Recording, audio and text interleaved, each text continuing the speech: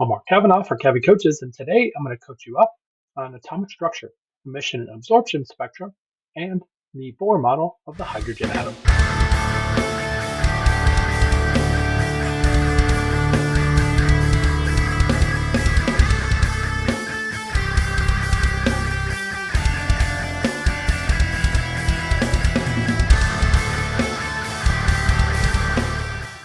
In this video, we're going to be talking about atomic structure, emission and absorption spectra, and the Bohr model of the hydrogen atom. So we'll start with atomic spectra. So if we evacuate a glass tube and we fill it with a gas, say hydrogen, and then we have electrodes at either end that we run current through that gas, what happens is we have light that is emitted in the form of spectral lines called an emission spectrum. So what that looks like is a black background with just strips of light that show up at different spots based on the gas that is in the tube. So for hydrogen, it looks like this, and for helium, it would be a completely different emission spectrum, and it looks like this. You can see there's more lines for the helium spectrum. So this is how a neon light works, is you run electric current through neon gas and it produces colors that more of a reddish color for neon. Now, in addition to emitting light at specific wavelengths, an element also absorbs light at specific wavelengths. This is called the absorption spectrum. Now, what happens is it's obtained by passing radiation of all colors of visible light through the gas. And what happens is on the visible spectrum, you end up with a series of dark lines that appear, and the rest of it is bright spectrum. So this is what it would look like if we just had the spectrum with no gas that the radiation is passed through. Then if we put hydrogen in the container, then what happens is we end up with these dark lines that appear at very specific spots. And that's known as the absorption spectrum because those wavelengths of light are absorbed. Now, if we look at those, the emission and absorption spectrum together, we can see that where the light shows up for the emission spectrum is the same place we have the dark spots for the absorption spectrum. And those are at very specific wavelengths. Now we're going to use the Bohr model of the hydrogen atom to be able to explain this. So first, electrons must move in fixed circular orbits around the nucleus. That's the first rule for the Bohr model. Second is that only certain discrete orbits with specific energies are stable and allowed. Radiation is emitted when electrons jump from a higher to a lower energy state. So that means the energy, the difference in the initial and final, is going to be a positive value that's going to equal the energy of the photon that is emitted into the emission spectrum. Then the circumference of an electron's orbit is in an integral number of de Broglie wavelengths. So that means the circumference is going to equal some integer times the wavelength, which the integer is 1, 2, 3, etc. Now, if we look at a circular orbit for an electron, so with a radius of r around the hydrogen atom, what happens is the de Broglie wavelength has it going in and out of that circular orbit repeatedly around the circle in a whole number of wavelengths. So we can see that a wavelength is about a third of the way around its circular orbit, which means that in this case, in this diagram, we have 3 de Broglie wavelengths represented in this diagram. So n is just the number of wavelengths that are produced by the electron in its different excited states. The more frequent the waves occur, the higher the energy. So we know that 2 pi r is equal to n times lambda. Now we also know that the de Broglie wavelength is equal to Planck's constant divided by the momentum. So we can substitute Planck's constant divided by the momentum, which is just mass of the electron times the velocity of the electron. So we're going to keep this equation around and we're going to come back to it a little bit later. Now we're going to go to the electrostatic force that causes the circular motion for the electron. We know that from a previous video that electrostatic force is equal to Coulomb's law constant times the product of the charges divided by the radius squared.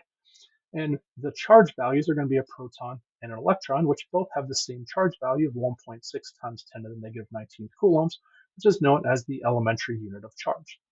Now we know that this is going to give us the electrostatic force. We don't need the absolute value bars. And then we can simplify this equation to the electrostatic force is going to equal Coulomb's law constant times the charge squared divided by the radius squared. So this is our electrostatic force that's causing that circular motion. So we know that it's circular motion, so we can apply Newton's second law and change the electrostatic force to equal mass times acceleration. In this case, it's going to be the mass of the electron times centripetal acceleration, which is v squared divided by r, speed of the electron and the radius of the electron. Now, in order to get an expression for energy, what we're going to do is we're going to multiply both sides by r over 2. And you'll see why in just a second, why that gives us an expression for energy. So we simplify by canceling out r on each side and writing our equation as me times v squared divided by 2, or 1/2 mv squared, is going to equal ke squared over 2r, which we know 1/2 mv squared is the kinetic energy. So that gives us an expression for the kinetic energy that's equal to Coulomb's law constant times the charge squared divided by 2r. Now we also know that the electron has potential energy as well because it's not at the surface of the nucleus. So potential energy is just equal to k q1 q2 divided by r. Again, the two values of the charges we know are the elementary unit of charge, one being negative and one being positive. So we're going to take into account the negative for the electron. And then we can simplify that to negative ke squared divided by r. So we know that this is the potential energy of the electron. We know the expression for the kinetic energy of the electron as well. So we can find the total energy simply by adding the potential energy plus the kinetic energy. And we have expressions for both of those. So we're going to end up with negative ke squared divided by r plus ke squared divided by 2r. And when we add that, negative 1 plus 1/2, well, that's going to give us a total energy value of negative k squared divided by 2r. That's the total energy. We can replace that equation with our total energy equation. So we're going to bring back our centripetal force equation. And the reason for that is because we have two unknowns in our equations above, which are r and v. So we can use our centripetal force equation to solve for v in terms of r. So we can cross out one of the radius from each side of our equation, and then rearrange and solve for v, which gives us v squared equals ke squared over r times the mass of the electron. I'm going to look at our equation for 2 pi r and rearrange that and solve for r. So we get r equals nh divided by 2 pi mass of the electron times the speed of the electron.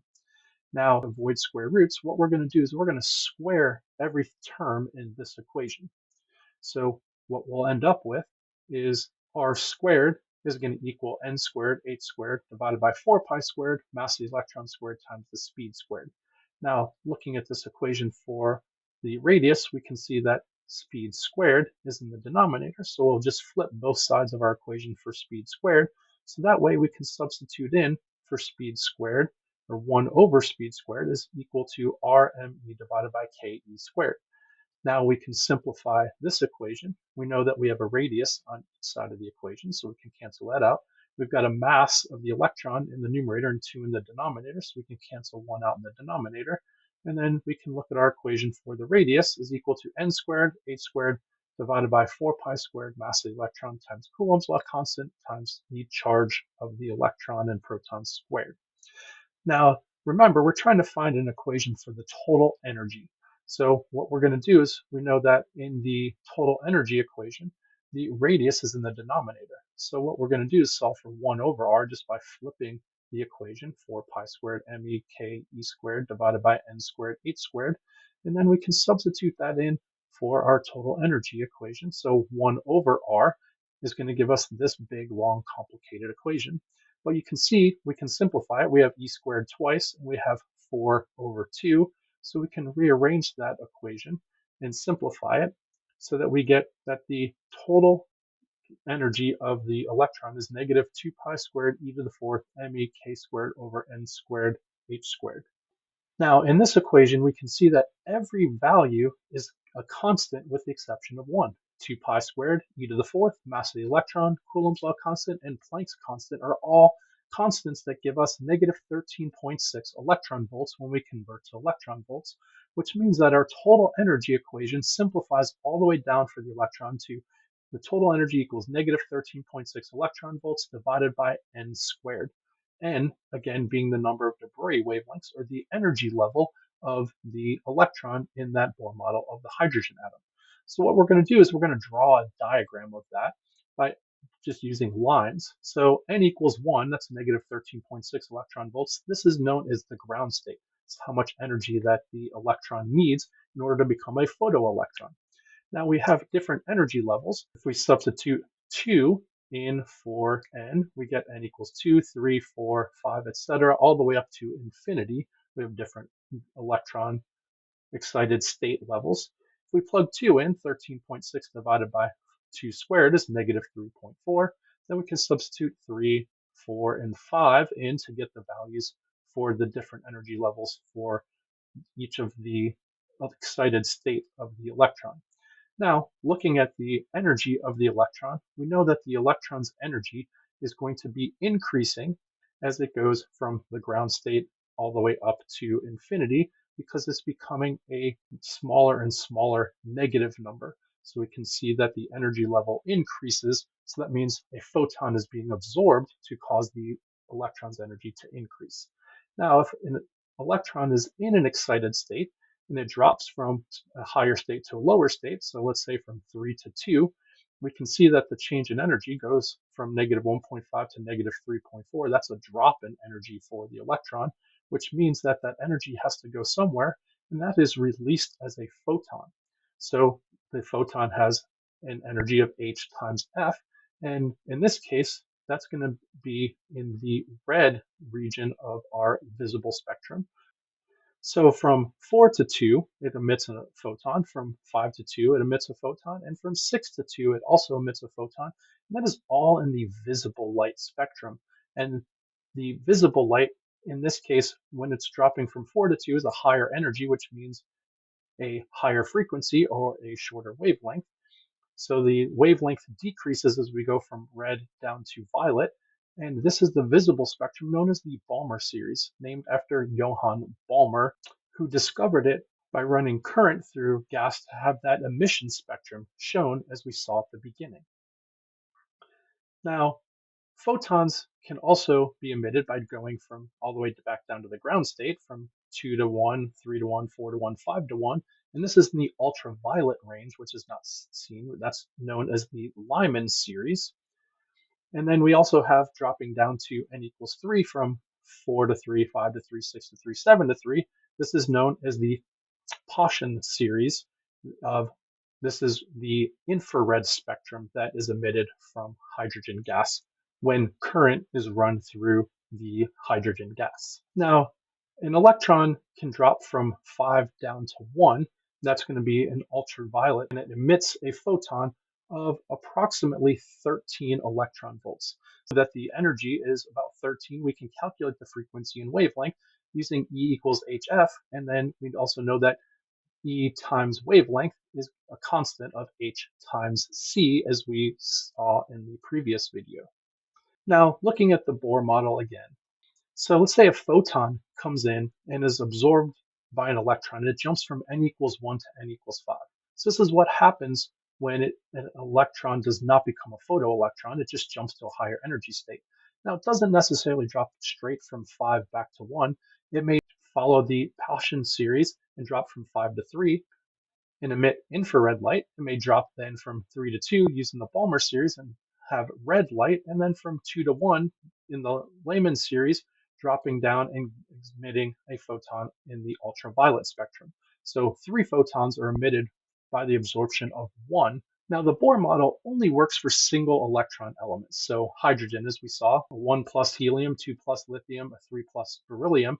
Now the difference is you have a stronger electrostatic force with a more charge in the nucleus. So there's a different equation that you just multiply the equation by the atomic number of the element. If we add more electrons, we know the problem comes in is that it produces other electrostatic forces on each other, not just from the positive nucleus, but also from the negative charges, which is why the Bohr model of the hydrogen atom breaks down for larger elements with more electrons.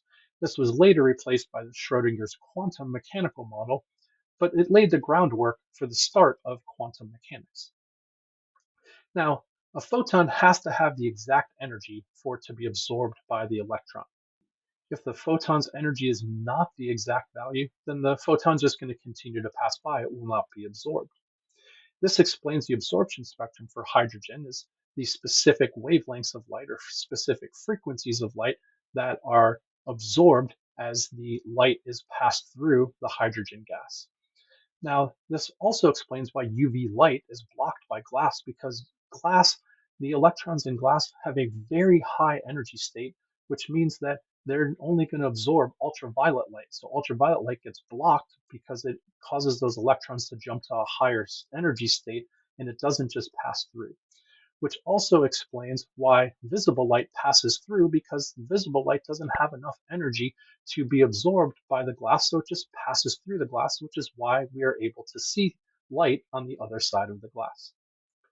So this is an introduction to the atomic structure of an atom using emission spectrum, absorption spectrum, and the Bohr model of the atom. I hope this was helpful, and I hope you have a great day and an even better tomorrow. If you found this video helpful, click the like button down below, subscribe to my channel, Gabby Coaches, and follow me on Instagram and X at Gabby Coaches.